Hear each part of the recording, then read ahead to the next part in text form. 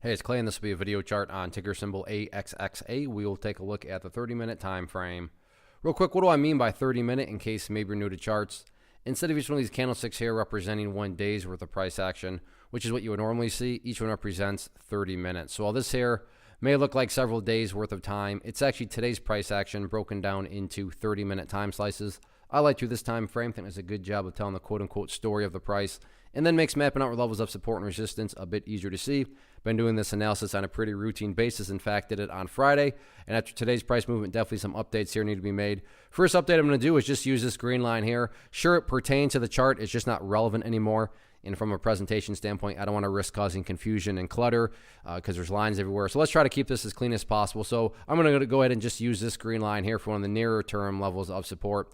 And that's going to be right up here at 16 cents. 16 cents being the ideal level of support. I mean, if you were to say, Clay, what would make this chart look the absolute strongest going forward?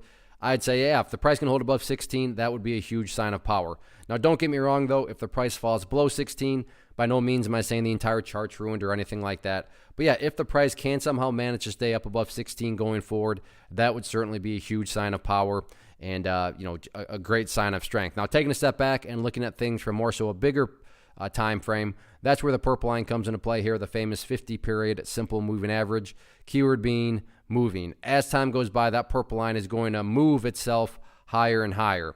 So a very basic yet highly effective way to gauge the health of the move, this right here being defined as quote-unquote the move, just watch that purple line. As long as the price stays above that line, as the line itself moves higher and higher, then the bulls are in full health, the price action's in full control. However you can best visualize that, no questions asked. Again, yeah, preferably speaking, staying above 16 cents would be great.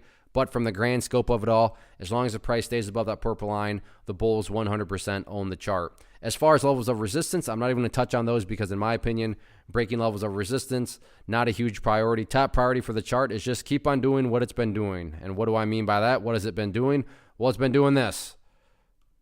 It just keeps on putting in these higher lows. And as long as the price puts in higher lows, you can picture these as stair steps. So as long as the stair steps continue to be built in the upwards direction, from a big picture point of view, everything else will take care of itself, including breaking levels of resistance. So focus on building those higher lows and sit back and let the chart do its thing.